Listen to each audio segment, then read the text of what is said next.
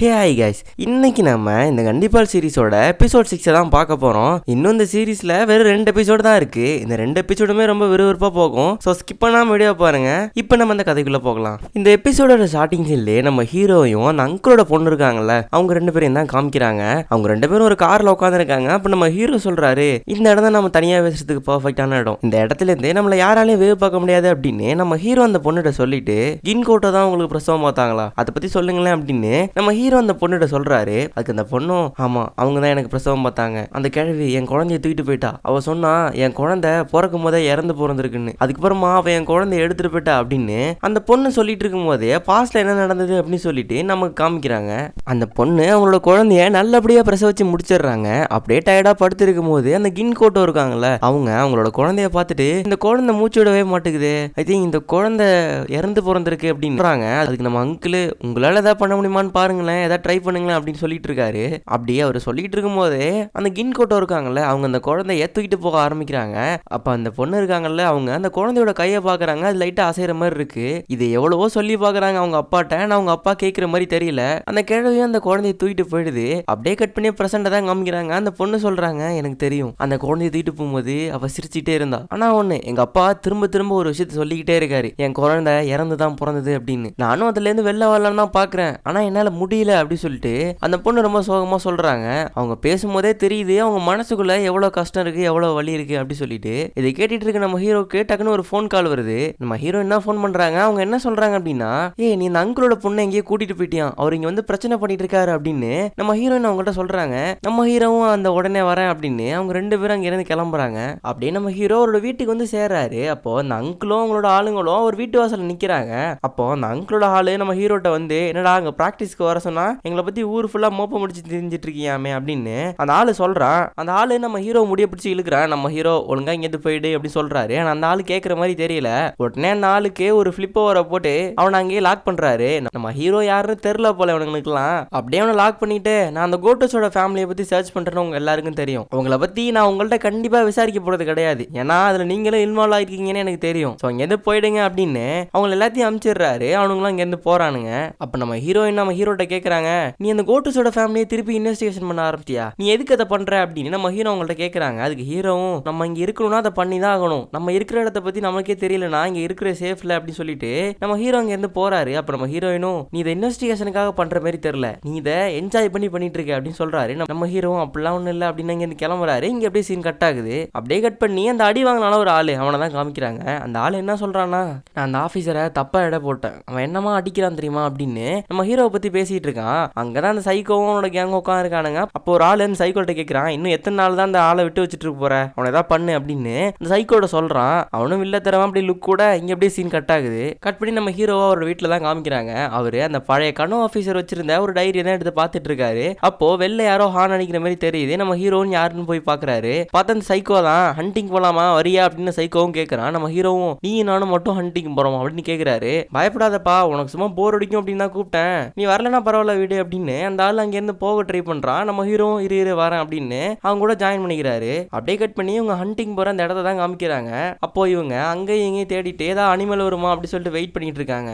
அப்போ ஒரு இடத்துல அந்த சைக்கோ அமைதியா நிக்கிறான். அவன் நிக்கிறத பார்த்துட்டு நம்ம ஹீரோ ஒரு மரத்தை பின்னாடி அமைதியா நின்றுட்டு இருக்காரு. சரி, ஏதோ அனிமலை பார்த்துட்டு தான் அப்படி வெயிட் பண்ணிட்டு இருக்கான் அப்படின்னு பார்த்தா நம்ம ஹீரோவை பார்த்து, நீ எங்களை பத்தி வெளில ஏதோ விசாரிச்சுட்டு இருக்கீங்க அப்படின்னு சொல்லிட்டு நம்ம ஹீரோவை பார்த்து கேட்கிறான். அதுக்கு நம்ம ஹீரோவும், இப்ப நீ என்ன பயமுறுத்துக்கு தான் இங்க கூட்டு வந்தியா அப்படின்னு நம்ம ஹீரோ வந்துட்டு கேட்டுட்டு, இந்த ஊர்ல உள்ள எல்லாருமே உங்களை பார்த்து பயப்படுறாங்க, அதுக்கு நான் தான் காரணம் அப்படின்னு நீ என்ன பிளேம் பண்ண முடியாது, கண்டிப்பா நீங்க ஏதோ ஒரு விஷயத்த என்கிட்ட மறக்கிறீங்க, அதை நான் கண்டுபிடிக்காம விட மாட்டேன் அப்படின்னு நம்ம ஹீரோ வந்துட்டு சொல்றாரு. அதுக்கு அவனும், நான் ஒரு விஷயம் கேள்விப்பட்டேன் உன்னை பத்தி, உன்னோட பொண்ணுக்காக நீ ஒரு ஆளைய கொண்டுட்டியாமே, இப்போ கோட்டஸோட ஃபேமிலிக்காக நான் அதை மாதிரி பண்ண போறேன் அப்படின்னு நம்ம ஹீரோவை பார்த்து அந்த கண்ணை ஏம் பண்ணி நின்றுட்டு இருக்கான். நம்ம ஹீரோ என்ன பண்றதுன்னே தெரியல.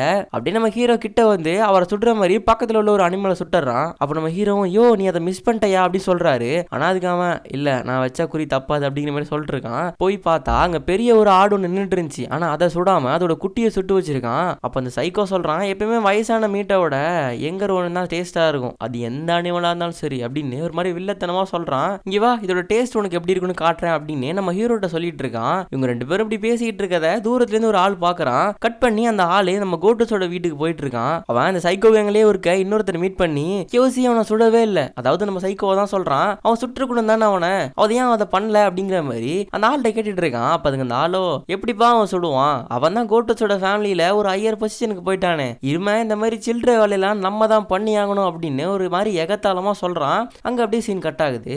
அப்படியே கட் பண்ணி நம்ம ஹீரோவா அவரோட வீட்டில் தான் காமிக்கிறாங்க. அவரோட வீட்டுக்கு வந்து பார்த்தா வீட்டில் யாருமே இல்லை. என்னப்பா இப்பெல்லாம் விதவிதமா டிஷ் இருக்கு, யாராச்சும் இருக்கீங்களா அப்படி சொல்லிட்டு கேட்டுட்டு அப்படியே ஃப்ரிட்ஜை திறந்து பார்த்தா ஹாப்பி பர்த்டே மசிரோ அப்படி சொல்லிட்டு ஒரு கேக்கும் இருக்கு. அதை பார்த்தோன்னா தான் நம்ம ஹீரோக்கு ஞாபகம் வருது, அச்சோ நீ மசிரோவுக்கு பர்த்டே ஆச்சு அப்படி சொல்லிட்டு உடனே ஃபோன் எடுத்து பார்க்குறாரு. பார்த்தா நம்ம ஹீரோயின் 12 வாட்டி நம்ம ஹீரோக்கு ஃபோன் பண்ணியிருக்காங்க. அப்படியே நம்ம ஹீரோ அவங்களுக்கு ஃபோன் அடிச்சு சாரிமா நான் மறந்துட்டேன், எனக்கு ஞாபகம் இல்லை அப்படின்னு சொல்லிட்டு இருக்காரு. அதுக்கு நம்ம ஹீரோயினும் இப்போ அது முக்கியமே இல்லை, மசிரோ காணாம போயிட்டா அப்படின்னு ரொம்ப பதட்டமா பேச ஆரம்பிக்கிறாங்க. சரி இரு நானும் வரேன் அப்படின்னு மசிரோ அவரும் தேட ஆரம்பிக்கிறாரு. அப்படியே கட் பண்ணி நம்ம ஹீரோயினை தான் காமிக்கிறாங்க. அவங்க அந்த அங்கிள் இருக்காருல அவரோட வீட்டுக்கு தான் போயிருக்காங்க. அப்படியே அந்த அங்கிள்கிட்ட போயிட்டு மசிரோ நீங்க பாத்தீங்களா அவ காணாம போயிட்டா அப்படின்னு சொல்லிட்டு நம்ம அங்கிள்கிட்ட சொல்லிட்டு இருக்காங்க. இல்லையம்மா நாங்க பாக்கல அப்படின்னு அந்த அங்கிளும் சொல்றாரு. ஏதாச்சும் ஹெல்ப் பண்ணுங்களேன் அப்படின்னு நம்ம ஹீரோயின் கேட்கும்போது சரிம்மா அந்த வில்லேஜ் சொல்லி நான் எல்லாரையும் தேட சொல்றேன் அப்படின்னு அந்த அங்கிளும் சொல்றாரு. இங்க எப்படி கட் பண்ணி அந்த மசிரோ பொண்ணை தான் காமிக்கிறாங்க. அந்த பொண்ணு எங்கேயோ நடுக்காட்டுல நின்று ஒரு மின்மினி பூச்சியை பிடிச்சி நின்றுட்டு இருக்கு. ஏமா உனக்கு மின்மினி பூச்சியை பிடிக்க வேற இடமே கிடைக்கலையே அப்படின்னு நமக்கே ஃபீல் ஆகுது. ஆனா அந்த பொண்ணு பக்கத்துல ஒரு பையனை விளாண்டுட்டு இருக்கான். அவன் என்ன சொல்றான்னா மசிரோ இந்த இடம் சூப்பரா இருக்குல்ல, இதோட பெஸ்ட் இடம் இந்த ஊர்லயே கிடையாது அப்படின்னு சொல்லிட்டு இருக்கான். அப்படியே கட் பண்ணி நம்ம ஹீரோவையும் ஹீரோயின் தான் காமிக்கிறாங்க. அவங்க 2 பேரும் காமனா ஒரு இடத்துல இருந்து மீட் பண்ணிக்கிறாங்க. அப்ப அந்த வில்லேஜஸும் வராங்க. அப்ப அந்த அங்கிள் நம்ம ஹீரோயின் சொல்றாரு கவலைப்படாதமா இவ்வளவு பேர் இருக்கும் கண்டிப்பா கண்டுபிடிச்சிருவோம் அப்படின்னு சொல்றாரு. அப்ப நம்ம ஹீரோ அந்த அங்கிள்கிட்ட வந்துட்டு மசிரோ இப்ப எங்க போயிருக்கான்னு உங்களுக்கு எல்லாம் தெரியாது தானே, நான் யாரை வேணாலும் நம்புவேன், ஆனா இந்த ஊர்ல உள்ள ஒருத்தங்களோட என்னால நம்பவே முடியாது, மசிரோ மட்டும் யாராவது கடத்திட்டு போயிருக்கட்டும், அவங்க யாருன்னு தெரிஞ்சதுக்கு அப்புறம் அவங்கள கொல்லாம விட மாட்டேன் அப்படின்னு நம்ம ஹீரோ இங்க பேசிட்டு இருக்க. அப்படியே கட் பண்ணி அந்த மசிரோ பொண்ணை தான் காமிக்கிறாங்க. நம்ம அங்கிளோட பொண்ணு இருக்காங்கல்ல அவங்க மசிரோவையும் அந்த பையனையும் கண்டுபிடிச்சிடுறாங்க. உடனே நம்ம ஹீரோயினுக்கு ஃபோன் பண்ணி சொல்றாங்க. இங்க எப்படி கட் பண்ணி நம்ம ஹீரோயினை தான் காமிக்கிறாங்க. அவங்களுக்கு ஃபோன் வந்ததும் மசிரோ கிடைச்சிட்டாலாம் அப்படின்னு அங்க உள்ள எல்லார்ட்டையும் சொல்லிட்டு அவங்க அந்த இடத்துக்கு போறாங்க. அப்போ அங்க உள்ள வில்லேஜஸ் எல்லாமே எகத்தாலாம நம்ம ஹீரோவை கலாய்க்க ஆரம்பிக்கிறாங்க. என்னப்பா பயந்து போயிட்ட போல, மூஞ்செல்லாம் பாருங்களேன் எப்படி ஷாக்காகி நிக்கிறான், இதுல எங்களை பிளேம் பண்ணிட்டு இருக்க அப்படின்னு நம்ம ஹீரோ ஒரு மாதிரி கலாய்ச்சிட்டு அவனுங்களாம் அந்த இடத்த விட்டு போறாங்க. அப்படியே கட் பண்ணி அந்த மசிரோ பொண்ணை தான் காமிக்கிறாங்க. நம்ம ஹீரோயின் அந்த இடத்துக்கு போய் சேர்ந்த உடனே மசிரோ எங்க போன அப்படின்னு பழைய டைலாக்க சொல்ல ஆரம்பிக்கிறாங்க. அப்ப அந்த அங்கிளோட பொண்ணு இருக்குல்ல ஒன்னும் பேனிக் ஆகாதீங்க, நானும் சின்ன வயசுல இருக்கும் போது இங்கதான் வந்து விளையாடுவேன், இந்த இடம் எனக்கும் ரொம்ப பிடிக்கும் அப்படின்னு சொல்லிட்டு இருக்காங்க.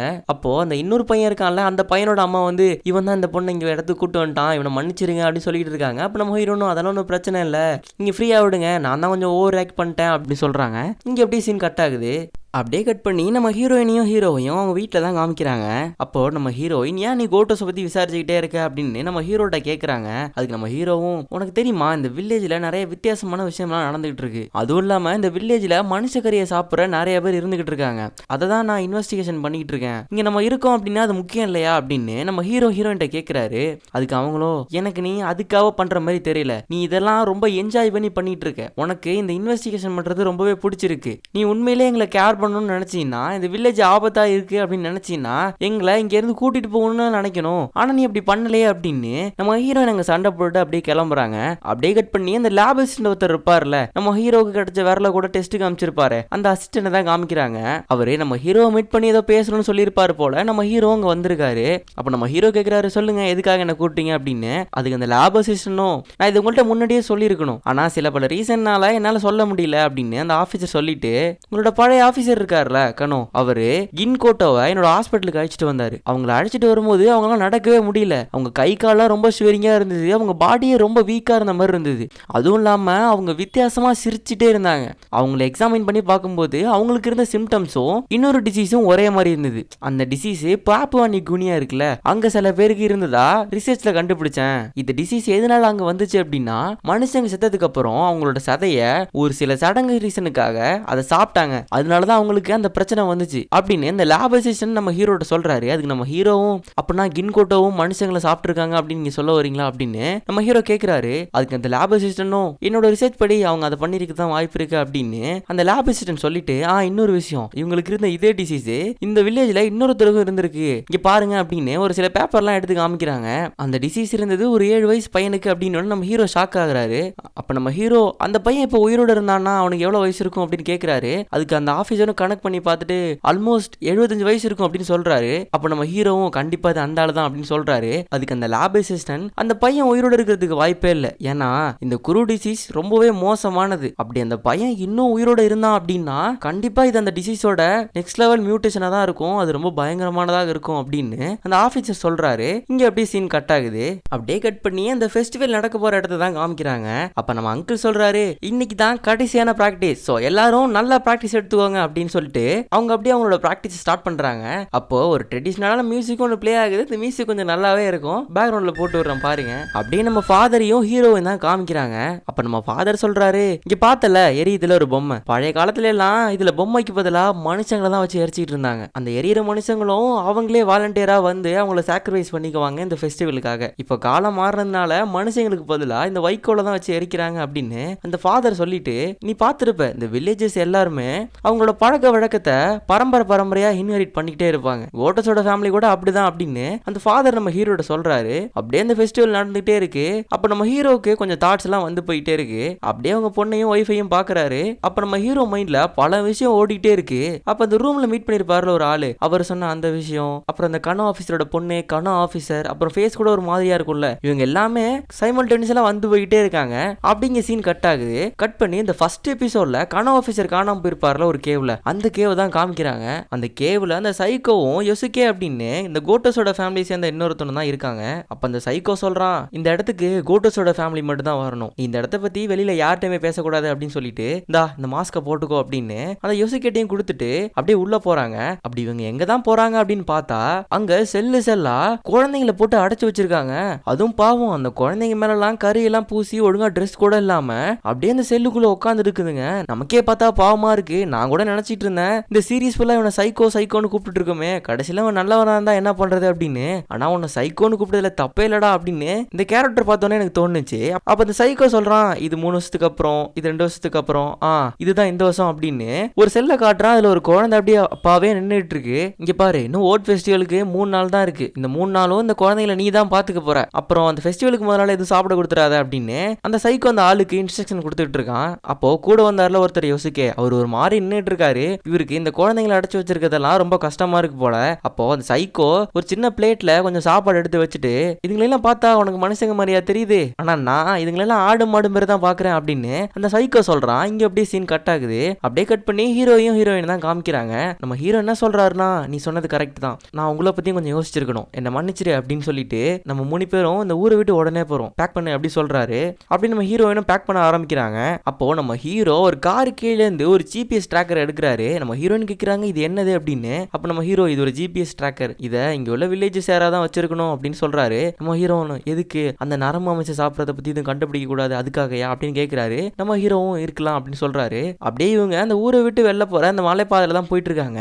அப்போ ஒரு காரு இவங்களை ரொம்ப நேரமா சேஸ் பண்ணிட்டே வந்துகிட்டு இருக்கு. அத நம்ம ஹீரோவும் நோட் பண்ணிடுறாரு. அவரோட காரை நல்லா ட்ரிக்கியா டிரைவ் பண்ணி அந்த பின்னாடி வந்த காரை எப்படியோ ஆக்சிடென்ட் பண்ண வச்சிடறாரு. அப்படியே கட் பண்ணி ஒரு கறி வெட்டிட்டு இருக்க ஆளை தான் காமிக்கிறாங்க. அவனுக்கு ஒரு ஃபோன் கால் வருது. அந்த ஃபோன் கால்ல யாருன்னா அந்த ஃபாலோ பண்ணிட்டு போயிருப்பாருல ஒருத்தர், அவர் தான் பேசுறாரு. அவர் என்ன சொல்றாருன்னா, நான் அவனை எவ்வளவு ட்ரை பண்ணேன், ஆனா என்னோட கார் ஆக்சிடென்ட் ஆயிட்டு இன்னொரு கார் வருது, அவனை எப்படியாவது பிடிச்சிடலாம் அப்படின்னு சொல்லிட்டு இருக்கும் போதே அந்த ஆள் கட் பண்ணிடுறான். அப்படியே கட் பண்ணி நம்ம ஹீரோ தான் காமிக்கிறாங்க. நம்ம ஹீரோவோட ஃபேமிலியை பிக்கப் பண்ணிக்கிறதுக்காக ஒரு ஆளுங்க கார் எடுத்துட்டு வராரு. அந்த ஆளே நம்ம ஹீரோவோட ஃபேமிலிக்கு ரொம்ப ஃபெமிலியரான ஒரு ஆளு தான் போல. அப்ப அந்த ஆளு, என்னப்பா இன்னொரு டேஞ்சரஸான இன்வெஸ்டிகேஷன் ஸ்டார்ட் பண்ணிட்ட போல அப்படின்னு சொல்றாரு. அப்ப நம்ம ஹீரோவும், ஆமா நான் வர்ற வரைக்கும் என்னோட ஃபேமிலி கொஞ்சம் பத்திரமா பாத்துங்க அப்படின்னு அந்த ஆள்கிட்ட சொல்றாரு. அப்ப நம்ம ஹீரோயினும், என்னது அப்போ நீ வரலையா, எனக்கு தெரியும் உனக்கு எங்க மேல எப்பயுமே கவலையே கிடையாது, போ உன்னோட வேலையை கட்டிட்டே அழு அப்படின்னு நம்ம ஹீரோயின் ஹீரோட்ட சொல்றாங்க. அப்ப நம்ம ஹீரோவும், இங்க பாரு எனக்கு நல்லாவே தெரியும் அந்த ஃபெஸ்டிவல் அப்போ ஒரு அப்பாவி குழந்தைய அவங்க கொல்ல போறாங்க, அப்புறம் அந்த குழந்தையோட அம்மா அந்த குழந்தை எப்படியாவது கிடைச்சிடாதா அப்படின்னு சொல்லிட்டு ஏங்கிட்டு இருக்காங்க, இங்க பாரு நமக்கிட்டே ஒரு குழந்தை இருக்கு, அதனாலதான் நான் காப்பாத்தணும்னு சொல்றேன் அப்படின்னு நம்ம ஹீரோ அவங்கள்ட்ட சொல்றாரு. அப்ப நம்ம ஹீரோயினும், நீ இந்த அங்கிள் பண்ணதான் சொல்றியா அப்படின்னு கேக்குறாங்க. அதுக்கு நம்ம ஹீரோவும், கிட்டத்தட்ட அப்படிதான் அப்படின்னு சொல்றாரு. அப்ப நம்ம ஹீரோயின் சொல்றாங்க, எனக்கு ஒரே ஒரு ப்ராமிஸ் மட்டும் பண்ணிட்டு போ, நீ கண்டிப்பா திரும்பி வரணும், நீ எங்க ஃபேமிலி கண்டிப்பா வேணும் அப்படின்னு சொல்றாங்க. நம்ம ஹீரோவும், கண்டிப்பா நான் திரும்பி வந்துருவேன் அப்படின்னு சொல்லிட்டு இங்க இருந்து கிளம்புறாரு. அப்படியே கட் பண்ணி அந்த குகையை தான் காமிக்கிறாங்க. அந்த புதுசா வந்த ஆள் இருக்காருல யோசிக்கே, அவரு அங்க உள்ள ஒரு குழந்தைய குளிப்பாட்டிட்டு இருக்காரு. ஏய் நில்லு, ஆடாம நில்லு, நான் நில்லுன்னு சொல்றேன், உனக்கு எதுவுமே புரியாதா அப்படின்னு அந்த குழந்தைய குளிப்பாட்டிட்டு இருக்காரு. அப்படியே கட் பண்ணி அந்த சைக்கோவையும் அந்த கோட்டஸோட ஃபேமிலி சேர்ந்த இன்னொரு ஃபேமிலி மெம்பரையும் தான் காமிக்கிறாங்க. இந்த ஆளை நம்ம அடியாளு அப்படின்னு சொல்லிட்டு கூப்பிடலாம். அந்த அடியாள் என்ன சொல்றாருன்னா, நீ நினைக்கிற நினைக்கிறியா யோசிக்காவால இந்த வேலையை பண்ணி முடிக்க முடியும் அப்படின்னு? அதுக்கு நம்ம சைக்கோ சொல்றாரு, என்னால முடிஞ்சதுன்னா கண்டிப்பா அவனாலையும் செய்ய முடியும் அப்படின்னு சொல்றாரு. அப்போ அந்த அடியாளு, இங்க பாரு, அவன் நம்ம ஃபேமிலியிலேயே ரொம்ப வித்தியாசமான ஒரு ஆளு. அவன் கனோ ஆபீசர் கூட எல்லாம் ஃப்ரெண்ட்ஷிப் வச்சிருந்தான். அவன் மட்டும் நம்ம ஃபேமிலிக்கு துரோகம் பண்ணான்னு வச்சுக்கோயேன், அதுல இருந்து நம்ம மீண்டு வளர்றதுக்கு ரொம்ப வருஷம் ஆயிடும் அப்படின்னு அந்த அடியாள் சொல்றாரு. ஆனா அது அந்த சைக்கோ கேட்கற மாதிரி தெரியல. அப்படியே அங்க இருந்து போக ஆரம்பிச்சிடுறாரு. இங்கே இவங்களுக்கு கொஞ்சம் கிளாஷ் ஆகுது. அப்படியே கட் பண்ணி அந்த சைக்கோ தான் காமிக்கிறாங்க. அவன் அங்க நடக்கிற ஃபெஸ்டிவலுக்காக ரெடி ஆயிட்டு இருக்கான். அப்போ அவனுக்கு ஒரு ஃபோன் கால் வருது. அந்த ஃபோன் கால நம்ம சுமீரே தான் பேசுறாங்க, அந்த கனோ ஆபீசரோட பொண்ணு. அவங்க என்ன சொல்றாங்க அப்படின்னா, இங்க பாரு யோசிக்கே, நான் இப்போ நம்ம குழந்தைய வயிற்றுல சுமந்துக்கிட்டு இருக்கேன் அப்படி சொல்லிட்டு நம்ம சைக்கோட்ட அந்த பொண்ணு சொல்லுது. இது எப்படா நடந்துச்சு அப்படி சொல்லி நமக்கு சரியான ஷாக்கு. இப்படி அந்த சைக்கோ போன் பேசிட்டு இருக்கும் போது அங்க அந்த அடியாள் வந்துடுறாரு. இன்னும் செரிமோனிக்கு நீ ரெடி ஆகலையா, சீக்கிரம் லேட் ஆகுது அப்படி சொல்றாரு. நம்ம சைக்கோ அந்த போனை கட் பண்ணிடுறான். அப்படியே அங்க உள்ள எல்லாருமே குரூப் போட்டோக்காக ரெடி ஆகுறாங்க. அப்போ அந்த சைக்கோ அங்க வரான். அவன் மைண்ட் ஃபுல்லா அந்த கின் கோட்டோ அந்த பாட்டி இருக்காங்கல்ல, அவங்க சொன்ன சில விஷயம் தான் ஞாபகம் வருது. அவங்க என்ன சொல்றாங்க அப்படின்னா, மனுஷங்க எல்லாம் யார் தெரியுமா, உயிரோட நடமாடுற கறி துண்டுங்க. அப்படிதான் நான் எல்லா மனுஷங்களையும் பாக்குறேன். இந்த போட்டோல இருக்கிறவங்க மட்டும்தான் நான் மனுஷங்க மாதிரி பாக்குறேன். மத்த எல்லாரையுமே நான் ஆடு மாடு மாதிரி தான் பாக்குறேன். அவங்க எனக்கு வெறும் கறியா மட்டும் தான் தெரிவாங்க அப்படிங்கிற மாதிரி அந்த பாட்டி சொல்லிட்டு, அப்புறம் இன்னொரு விஷயம், கோட்டஸோட ஃபேமிலியில இதுக்கு முன்னாடி ஒருத்தர் இருந்தான். அவன் நம்ம ஃபேமிலியில உள்ளவங்க மட்டும் இல்லாம எல்லாரையுமே மனுஷங்களா பார்த்தான். அப்பையிலேருந்து நான் அவனை மனுஷனா பாக்குறத நிப்பாட்டிட்டேன். இங்க பாருங்க, இந்த போட்டோல இருக்கிறவங்க மட்டும்தான் என்ன பொறுத்த வரைக்கும் மனுஷங்க, மத்த எல்லாமே என் கண்ணுக்கு கறி துண்டுங்க தான் அப்படின்னு அந்த பாட்டி சொல்றாங்க. அப்படியே அந்த குரூப் போட்டோ எடுக்கிறாங்க. ஆக்சுவலா அந்த பாட்டி அந்த இடத்துல இருக்க மாட்டாங்க. இது எல்லாமே இந்த சைக்கோட ஞாபகம் தான். அப்படியே கட் பண்ணி அந்த யோசிக்க தான் காமிக்கிறாங்க. அவன் அந்த குழந்தைக்கு முடி வெட்டி விட்டுட்டு இருக்கான். அப்படியே மெல்லமா அவனோட மாஸ்க் கட்டி, இங்க பாரு, என் பேரு யோசுகே, யோசுகே, புரியுதா, நீ என்னை எப்படி பாக்குற அப்படின்னு அந்த குழந்தைகிட்ட கேட்கிறான். ஆனா அந்த குழந்தை எதுவுமே பதில் சொல்லல. நீ என்னை எப்படி பாக்குறேன்னா எனக்கு தெரியல, ஆனா நான் உன்னை மனுஷனா தான் பாக்குறேன் அப்படின்னு அந்த யோசிக்க அந்த குழந்தைகிட்ட சொல்றான். அப்படியே சீன் கட் ஆகுது. நம்ம ஹீரோவை தான் காமிக்கிறாங்க.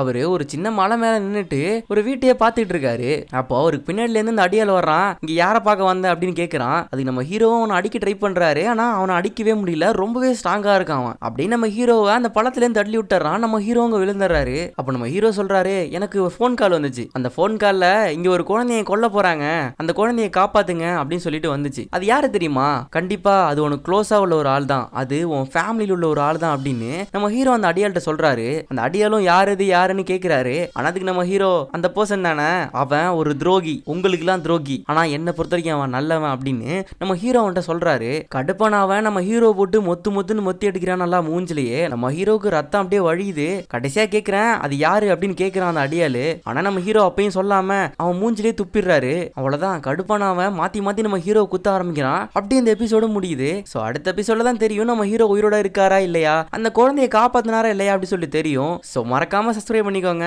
See you again.